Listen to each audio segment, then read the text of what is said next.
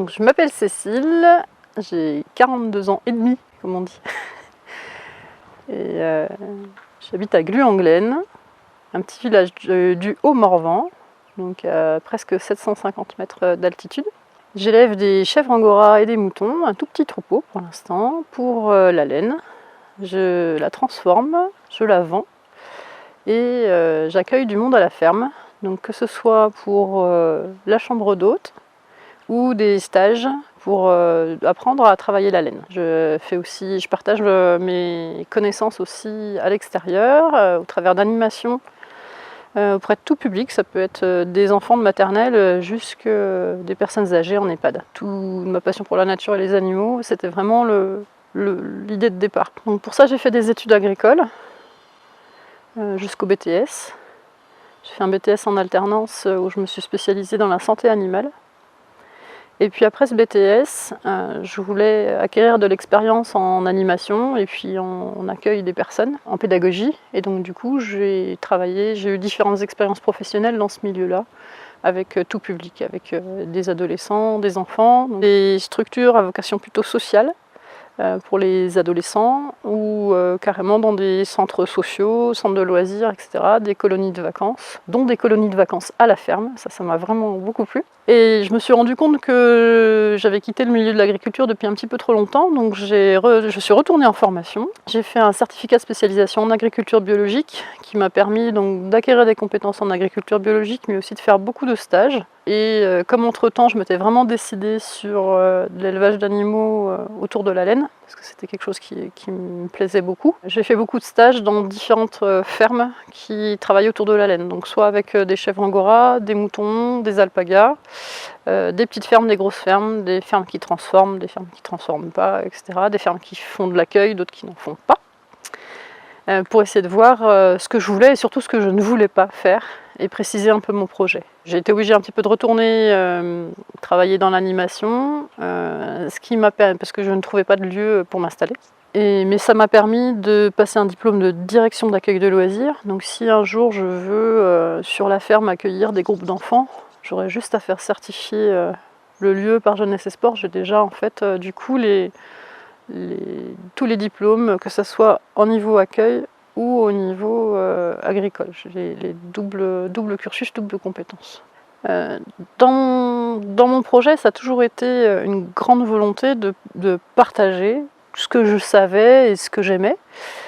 Donc quand on s'est mis vraiment en quête d'un lieu pour s'installer avec mon mari, on a cherché un endroit où on avait la possibilité d'accueillir des gens. Donc on cherchait un lieu où il y ait à la fois suffisamment de surface pour que moi je puisse développer mon élevage, mais aussi une capacité du lieu à avoir soit une chambre d'hôte, soit un gîte, pour pouvoir héberger des gens sur place.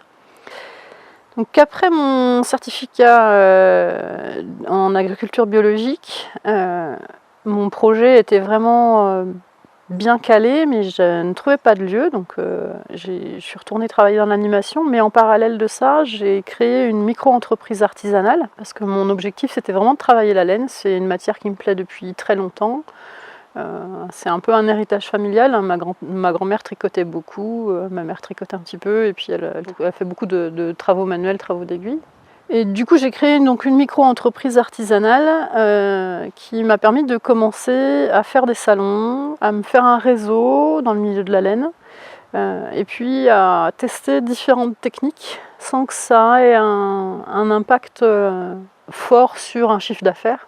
C'est-à-dire que je ne prenais pas vraiment de risques avec cette micro-entreprise en fait, à pouvoir tester des choses. En parallèle, je me suis aussi formée au niveau professionnel autour de la laine pour parfaire mes compétences que j'avais acquises un petit peu comme ça toute seule, donc dans un centre de formation qui est dans la Creuse, qui dispense des formations professionnelles pour les personnes qui veulent valoriser leur laine.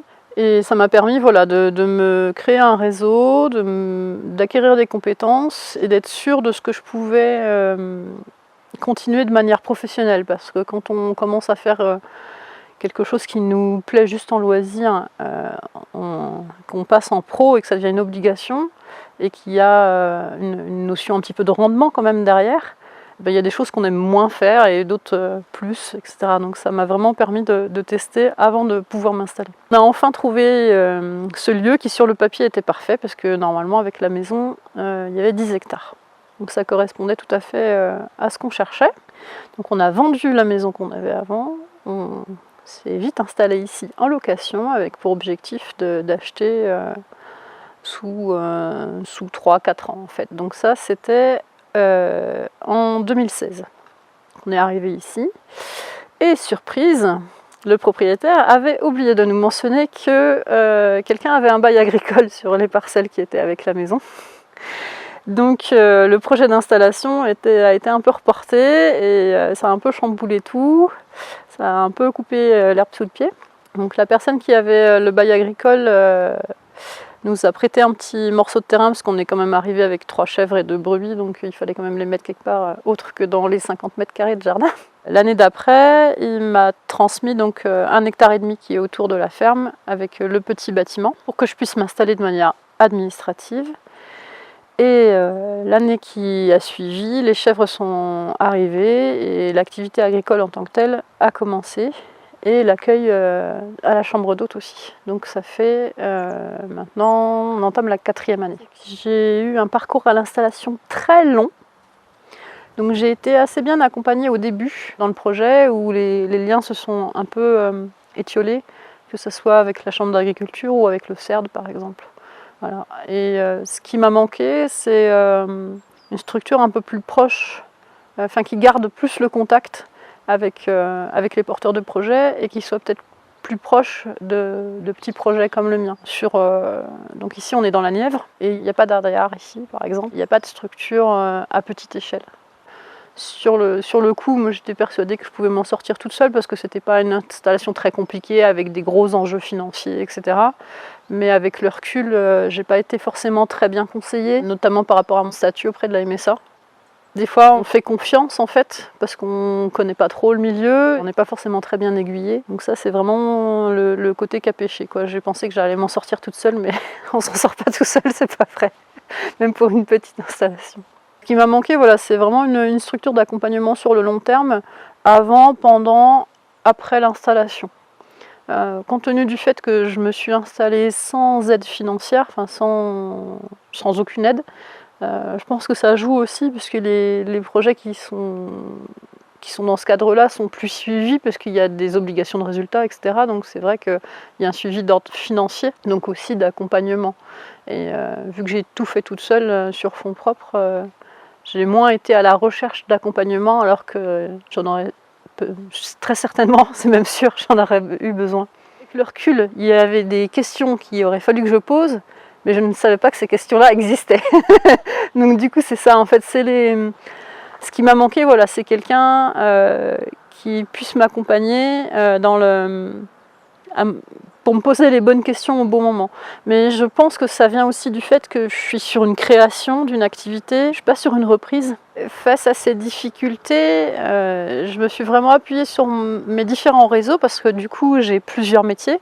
Je suis à la fois éleveuse, artisane, animatrice, accueillante à la ferme. Du coup ça me permet d'avoir plusieurs réseaux